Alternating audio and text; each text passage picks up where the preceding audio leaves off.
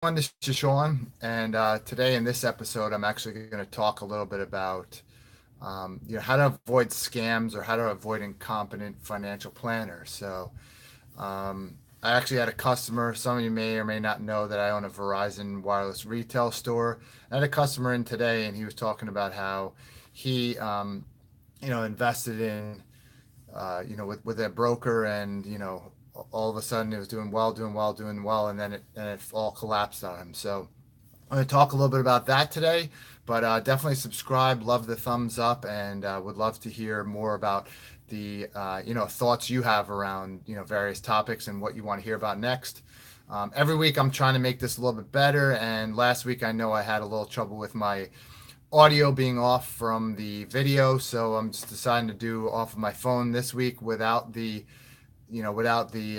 microphone. So we'll see how that sounds, just directly into my phone, and trying to get a little more technology wise and set all that up. So hopefully this will get better and better each week, and that's my goal. Change my background a little bit, and hope tinkering with the lighting and all that kind of stuff. So it's a little bit on the fly, but I'm hoping that's going to be over the long haul, we're going to get things better and better, and it's going to provide a quality experience for you.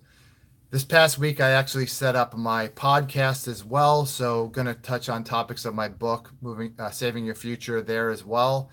And it's right now. It's on SoundCloud. Trying to get it on Google. Trying to get it as well on iTunes. So it's going to be different content than on here. I want to do that right, so that everywhere you go, there's going to be a little bit something different. So if this topic is interesting to you, or if you want to hear about other personal finance topics, that's what this channel is all about. And I would love the opportunity to interact with you. Comment below on topics you'd like to hear about. Tell me about your experience. Who have you dealt with in the past? Not necessarily, I don't want to know names or anything like that, but brokerage situations or your scenarios that you've gone through, and how that worked for you. So after the customer left, I had a conversation with my employees about what that scenario was. So let's talk a little bit about it, and then my thoughts, and how to try to keep things in the right place for you. So I knew this customer for a while. He's been in and out of the store a number of times. Great customer. He's been around for since I've owned the store, so over 4 years. So I had a conversation with him today, and I know that he's traded stocks in the past, day trading, along with other business that he's done. And he said for a while he had, worked with a broker, and things had gone really well, and then just, had a falling out and sent the guy packing. And just recently, maybe about earlier last year, he started working with the guy again, and things were looking good. And then all of a sudden, he said he was taking all of his money and putting it into investing with this individual, and he said, I lost it all.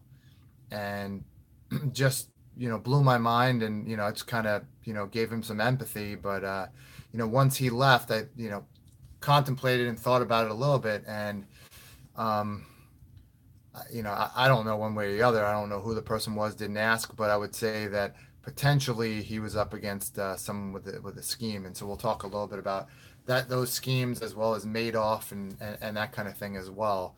So what he said was, he just started putting all of his money investing with this individual, and the returns were great, things were going great, and so on.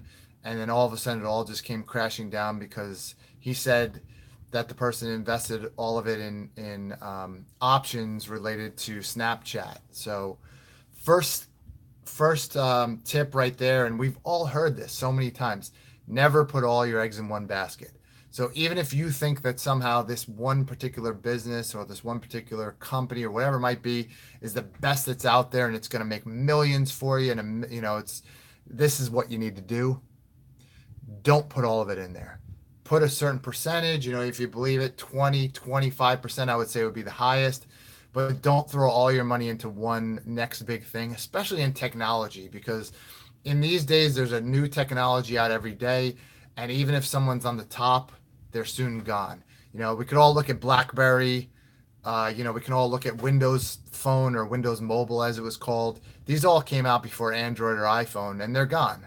Why? Because they got complacent, or something else came along that changed them. MySpace is another one. It came out, and it was the biggest thing, and then Facebook came and crushed them.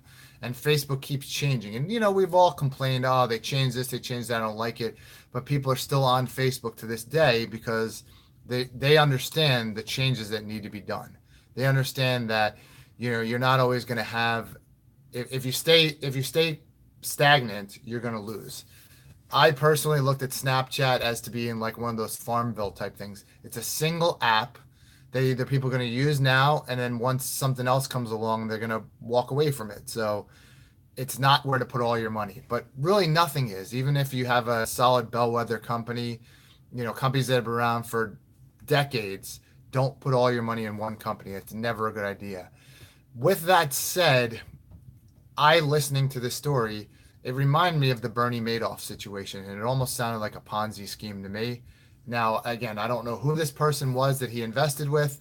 I don't know anything about their scenario, and maybe they're the most up and up person that you could possibly find out there in the market. I don't know. All I'm saying is, if you have an investor that's investing for you and they tell you to put all your money in one place, that's a little questionable. And then even if they did put all of the money in one place, how did his investment become worthless? How did he get down to zero? I could see a huge tank or whatever it might be. And I didn't get into the rest of the details with him. So maybe it was just an exaggeration. But when you're saying I lost it all, it just kind of makes me wonder, how did you possibly lose all of it? All of the money? A certain percentage, yes. 50%, 60% maybe. But worthless? I mean, Snapchat's still in business. It's still around. So how did this stock end up worthless? I don't know. So what that made me think of is that potentially the guy that he was dealing